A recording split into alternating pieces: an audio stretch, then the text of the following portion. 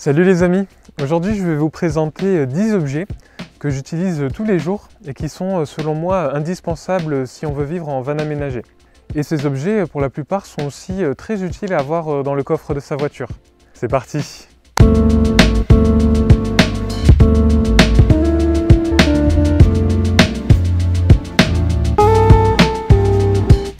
Donc le premier objet le plus important selon moi à avoir dans son van aménagé, c'est un jerrycan d'eau potable. Que vous ayez un van ou même une voiture, avoir un jerrycan, une réserve d'eau potable, c'est vraiment très pratique. En effet, si vous vous retrouvez dans un endroit où il n'y a pas d'eau potable, ou même dans la pire des situations, si vous êtes perdu au milieu de nulle part pendant des jours, eh bien le fait d'avoir une réserve d'eau, ça peut vous sauver la vie. C'est aussi super pratique pour se doucher, pour se laver et pour faire sa vaisselle. Donc moi j'ai un jerrycan de 20 litres, mais je pense que si c'était à refaire, je prendrais 2 jerrycans de 20 litres parce que, comme je le disais dans la vidéo de présentation de mon van, en hiver je consomme environ 10 litres par jour et en été 15. Donc voilà, si je veux aller dans un endroit avec le van un peu perdu, rester 3-4 jours sur place, eh bien les 20 litres ils partent vite. Donc voilà, moi je pense que 40 litres par personne c'est un bon minimum quand on vit en van aménagé. Et donc ce jerrycan là, il est vraiment de très bonne qualité, il ne fuit pas du tout. Parce que j'en ai déjà eu d'autres que j'avais acheté à gamme vert. Je vais essayer de vous retrouver l'image pour pas que vous le rachetiez. Parce que j'en ai acheté 2 comme ça, des 20 litres, et les 2 en quelques semaines ils se mettaient à fuir au niveau du robinet, mais genre beaucoup quoi. Et lui vraiment ça fait presque 2 ans que je l'ai je crois. Et je m'en sers tous les jours, il marche très bien. Et aussi il est ergonomique, il est facile à porter et le trou pour le remplir il est assez vertical. Du coup on peut le poser en dessous d'une fontaine et ça va bien se remplir. Parce qu'il y en a qui ont des trous bien plus en biais et des fois c'est un peu galère pour les remplir. Donc la marque c'est un Pressol. Et je vais vous mettre dans la description de la vidéo des liens pour retrouver les objets que je vous présente. Et si vous avez une voiture, moi je vous recommande d'avoir un jerrycan, peut-être pas de 20 litres, mais de 5 litres je pense, voire 10 litres, mais 5 litres c'est vraiment bien. Et l'avantage du jerrycan par rapport à une bonbonne d'eau classique qu'on trouve dans les supermarchés, c'est qu'il y a un robinet. Donc voilà, vous pouvez le poser, vous lavez les mains, vous lavez ce que vous voulez, des couverts. C'est bien plus facile qu'avec une bonbonne, même pour remplir votre bouteille, ça sera plus aisé. Et avec ça, tu peux travailler tes biceps pour attirer un max de zose, ma man.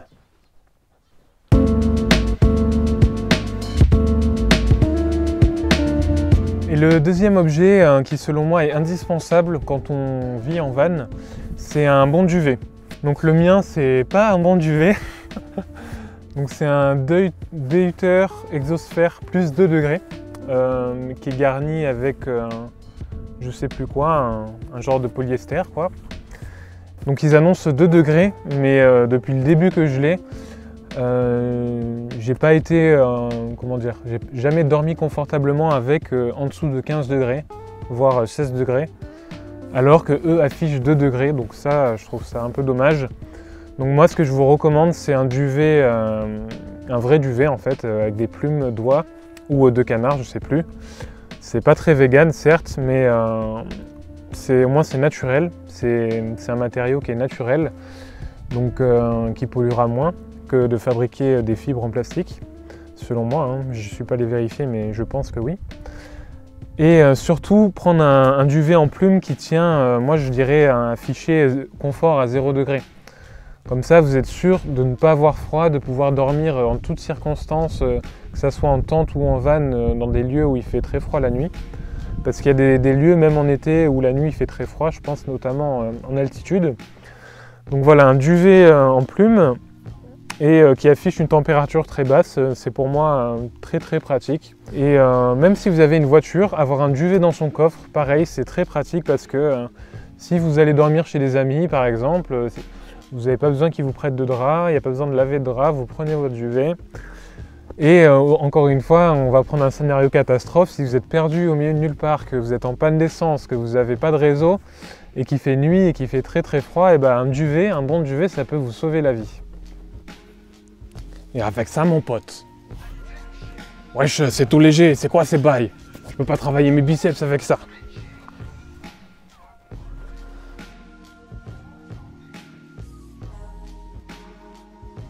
Et le troisième objet indispensable à avoir selon moi quand on vit en van, c'est une lampe frontale et plus une autre source de lumière. Donc ça peut être son téléphone ou des petites lumières, comme je vous avais montré, des petites lumières sur une batterie portable de téléphone USB en gros.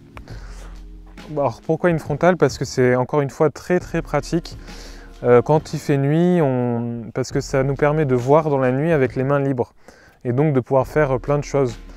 Et par exemple, encore une fois, je prends beaucoup de scénarios catastrophes, mais imagine vous crevez en pleine nuit au milieu vraiment de nulle part et que vous voulez quand même bouger le véhicule, et bien avec une lampe frontale vous pouvez faire ça facilement. Donc moi je l'ai acheté à Decathlon pour 20 € et elle est vraiment très bien, elle se recharge par USB, donc je peux la recharger avec une batterie externe ou directement sur l'allume-cigare du van quand je roule. Donc ça c'est une lampe qui est super, elle a plusieurs niveaux d'intensité.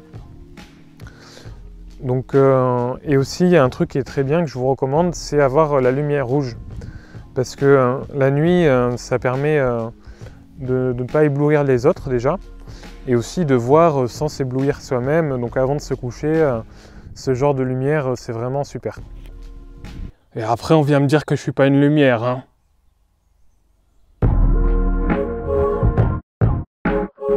Et le quatrième objet, je vous l'avais déjà présenté dans la vidéo de mon aménagement. Donc si vous ne l'avez pas vu, je vous remets le lien par là. Donc c'est la douche Decathlon à pression. Donc elle est vraiment très pratique pour plusieurs choses. Déjà ça fait une réserve d'eau de 10 litres environ. Et ça nous permet de pouvoir se doucher, de pouvoir faire sa vaisselle. Les vrais bonhommes font aussi la vaisselle, m'amène. Et nettoyer des objets quelconques, comme ses chaussures par exemple. Une caisse, c'est comme une femme. C'est important d'en prendre soin, m'amène. Et aussi de pouvoir se passer de papier toilette. Parce que, comme je vous le disais dernièrement, c'est bien plus propre, hygiénique et écologique de se laver avec de l'eau plutôt qu'avec du papier toilette. Parce que le papier toilette à fabriquer, ça demande des énergies grises. Donc des énergies grises, c'est des énergies polluantes qui sont demandées pour fabriquer un produit, en gros. Et donc voilà, là avec ça, c'est super. Et aussi un autre avantage, c'est que vu qu'elle est à pression, eh bien la douchette là, je sais pas, ouais, comme ça, c'est un jet comme une douche, donc une douchette, et qui consomme beaucoup moins d'eau. Contrairement au jerrycan où quand on ouvre, il y a beaucoup d'eau qui coule d'un coup. Donc ça nous permet aussi d'économiser de l'eau. Et voilà, moi je vous recommande vraiment d'avoir ça, même dans votre voiture. Pourquoi pas à la place d'un jerrycan avoir ça. Enfin, quoique pour boire de l'eau, c'est pas génial, c'est un peu un goût de plastique quand même, je tiens à vous le préciser. Mais si vous faites du camping, bah voilà, ça c'est très pratique pour se doucher, pour faire sa vaisselle. Et un autre avantage encore, le dernier, je crois, c'est qu'on peut mettre de l'eau chaude dedans. Donc encore une fois, pour se doucher et faire sa vaisselle, c'est agréable de pouvoir le faire avec de l'eau chaude.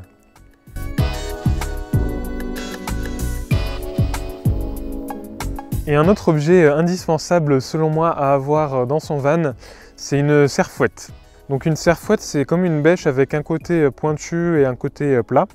Donc le côté pointu, c'est quand le sol que vous voulez creuser est dur, et le côté plat, c'est quand le sol est meuble. Donc pourquoi une serre-fouette? Moi dans mon van j'ai pas de toilette, comme vous l'avez vu dans la vidéo précédente. Déjà parce que j'ai pas la place, mais aussi et surtout je trouve ça vraiment pas sain et propre de faire ses besoins là où on dort et là où on mange, surtout dans un espace aussi restreint. Parce que toilette sèche ou non, il y a quand même des odeurs et des bactéries là-dedans. Donc avec ça, en fait, vous pouvez faire vos besoins n'importe où il y a de la terre. Et ça, c'est vraiment pour moi un gage d'autonomie. Donc pour faire ça de manière écologique, il suffit de creuser un trou de 15-20 cm, d'y déposer vos cadeaux et de refermer le tout et de tasser. Et moi je tasse comme ça avec le plat de la serfouette pour que la terre soit bien en contact avec vos besoins. Et voilà, c'est tout. Là vous avez fait vos toilettes de la manière la plus écologique qui soit. Il faut savoir aussi qu'il faut éviter de faire ça proche des cours d'eau qui peuvent monter en crue et qui pourraient emporter vos besoins et du coup polluer l'eau. Mais à part ça, vous pouvez faire ça n'importe où il y a de la terre. Et aussi, si vous compostez vos déchets, donc si vous ne le faites pas, je vous invite vraiment à le faire. Et vous pouvez aussi voir ma vidéo sur le sujet, je vous mets un lien par là. Donc si vous voulez composter vos déchets en vanne, eh bien, avec une serfouette, vous pouvez creuser un trou n'importe où, mettre votre compost et refermer. Et encore une fois, vous nourrirez à la vie du sol directement.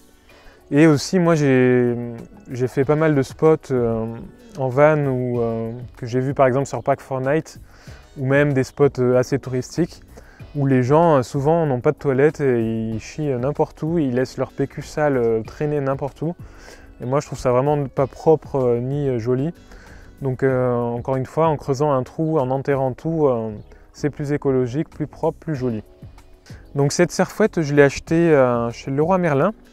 À la base, elle avait un manche qui était bien plus long, il faisait, je sais plus, 1,60 m, un truc comme ça. Donc je l'ai recoupé et je l'avais acheté 12 €. Et il y avait aussi une Revex, je me souviens bien, à 15 €, un peu plus cher, mais c'est une très bonne marque. Donc voilà, pour 12 €, vous pouvez chier en autonomie pour toute la vie. Avec ma serfouette, je fais des trous pour nourrir les vers de terre jusqu'au bout.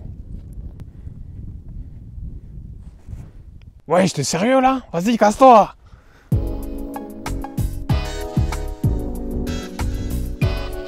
Je vous recommande aussi vivement d'installer des pare-soleil, enfin de découper des pare-soleil sur mesure pour votre véhicule, que ce soit un van ou une voiture.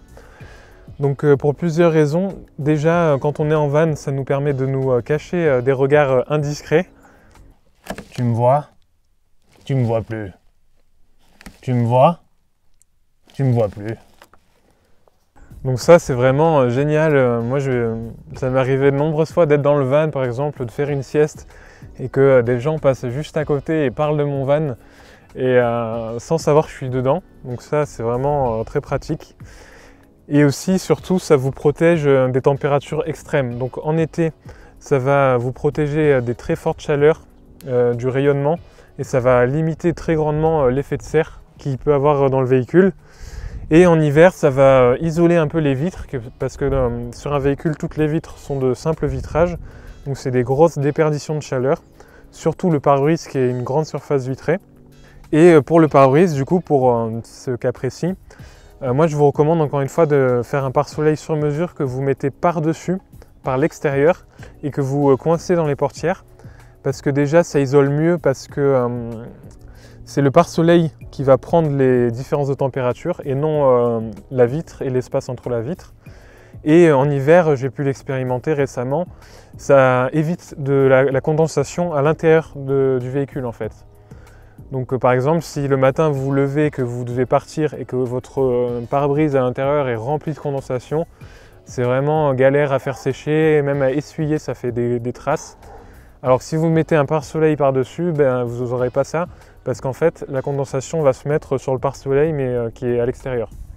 Donc voilà, été comme hiver, moi je vous recommande vivement d'en installer, d'en découper sur mesure.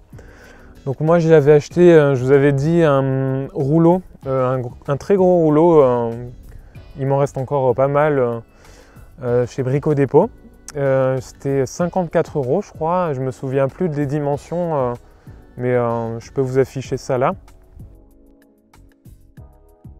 Donc voilà, moi je vous invite à en acheter un de rouleau comme ça, même à plusieurs personnes, pourquoi pas, plusieurs personnes qui ont des véhicules, et de vous confectionner des pare-soleil, comme ça vous verrez, vous serez bien plus confortable dans votre véhicule.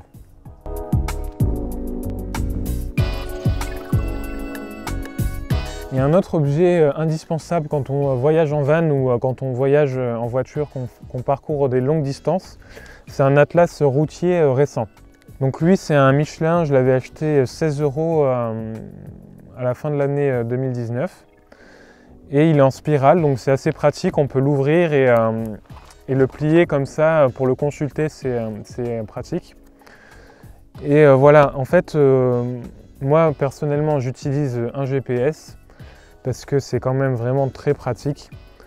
Mais ça m'est déjà arrivé que mon GPS soit en panne et je devais parcourir une longue distance que je ne connaissais pas du tout.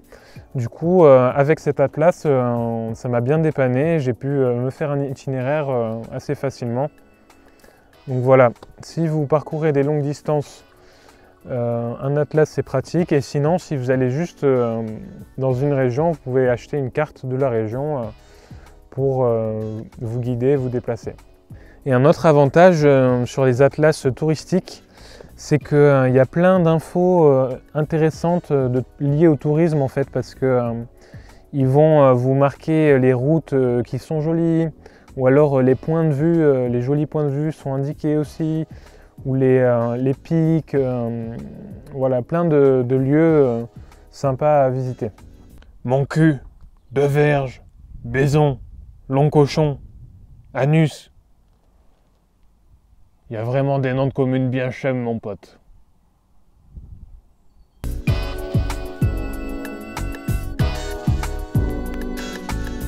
Et un autre objet indispensable quand on vit en van, c'est des cales pour mettre le véhicule de niveau en fait, parce que c'est très rare que les sols de parking ou les sols où on puisse se garer soient parfaitement plats.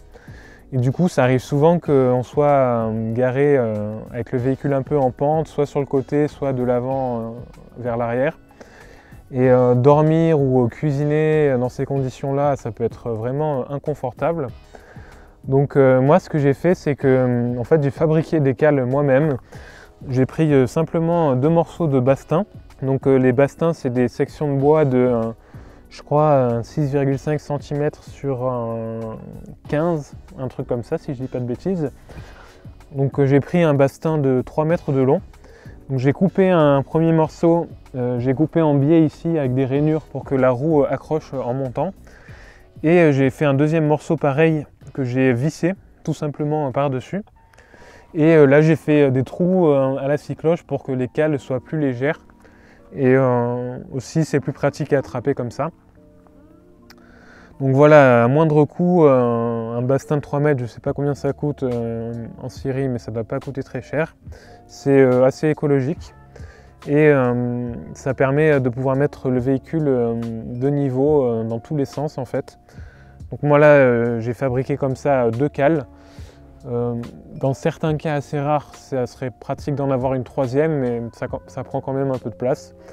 Donc voilà, avec 2 cales, vous pouvez mettre le van bien à plat pour cuisiner, dormir et lire confortablement. On n'est pas calé là.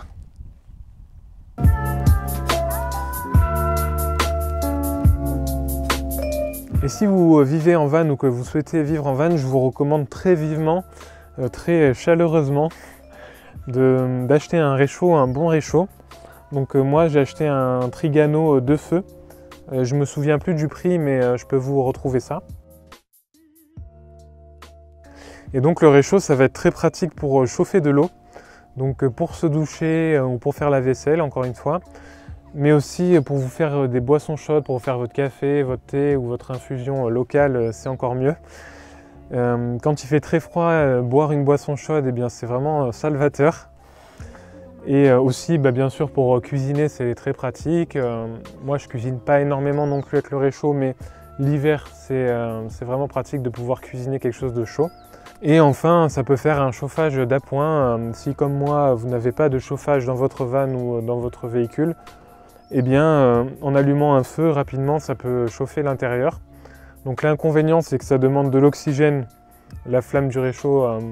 Du coup, ça va consommer l'oxygène de l'intérieur du van, ce qui n'est pas génial. Donc il faut laisser un filet d'air rentrer dans le véhicule quand vous faites ça. Mais vraiment, c'est très pratique. Moi, si j'avais pas de gaz dans le van, je ne tiendrais pas l'hiver, c'est sûr et certain, quoi. Je ferais pas long feu, quoi. Quand la flamme de votre amour s'est éteinte, tu peux toujours allumer la flamme de ton réchaud, mon pote. Et un objet qui va très bien avec le réchaud, c'est une bouillotte. Donc encore une fois, si vous voyagez dans des endroits où il fait froid, et bien la bouillotte c'est vraiment très pratique. Quand vous dormez qu'il fait très froid dehors, et bien vous mettez la bouillotte dans votre duvet, vous serez au chaud toute la nuit, c'est garanti. Et même si vous passez une soirée statique, assis à lire ou être sur l'ordi, eh bien pareil, vous mettez la bouillotte bien chaude contre vous ou sur vos pieds, je vous garantis que c'est vraiment salvateur.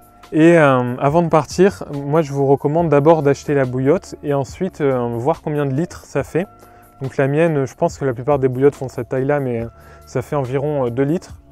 Et prendre une casserole qui peut accueillir 2 litres. Parce que moi à la base, j'avais la bouillotte mais une petite casserole. Du coup je mettais genre 1 litre dans la bouillotte, sauf que vu qu'il n'y avait pas trop d'eau, ça restait pas chaud très longtemps. Donc j'ai changé de casserole avec un bon couvercle qui est un peu bombé pour cuire à la vapeur, c'est mieux. Et comme ça, je peux remplir entièrement la bouillotte avec cette casserole. Je peux remplir entièrement la bouillotte d'eau brûlante. Et comme ça reste chaud plus longtemps. Et une bouillotte bien chaude, ça vaut la plus chaude de toutes les meufs, mon pote. Jusque dans ma chambre, il pénètre, Et enfin, le dernier objet qui est vraiment très pratique à avoir dans son van, c'est une balayette pour pouvoir nettoyer le sol du van rapidement, enlever la poussière, les saletés. Dans une voiture, pareil, quand vous transportez des choses un peu sales dans le coffre, vous mettez un petit coup de balayette et hop, c'est propre. Donc moi j'ai acheté une balayette en bois avec des poils de coco, donc très écologique. Et je l'avais acheté à Brico Dépôt. Je me souviens plus du prix, je vais essayer de vous retrouver ça. Mais ça se trouve dans beaucoup de magasins de bricolage, à gamme vert, voilà. Balayette en bois avec des poils de coco, très utile. Et les vrais bonhommes savent passer le balai, eux aussi. Voilà, c'est tout pour cette vidéo. J'espère qu'elle vous a intéressé, que vous avez appris des choses ou que ça vous a inspiré. Donc comme d'habitude, je vous invite vraiment à partager mes vidéos à vos proches, à votre famille, à partager sur les réseaux sociaux ou même en parler autour de vous, de manière à ce que l'autonomie se développe et pousse un peu partout. Donc vous pouvez retrouver tous les objets que je vous ai montrés dans la description de la vidéo. Il y en a certains que j'ai achetés neufs, d'autres d'occasion. Je vais vous mettre aussi en description le matériel avec lequel je fais mes vidéos, si ça peut vous intéresser, si vous avez vous aussi envie de partager votre expérience au monde, eh bien ça peut peut-être vous être utile. Je vous remercie beaucoup de m'avoir écouté et je vous dis à bientôt. Salut!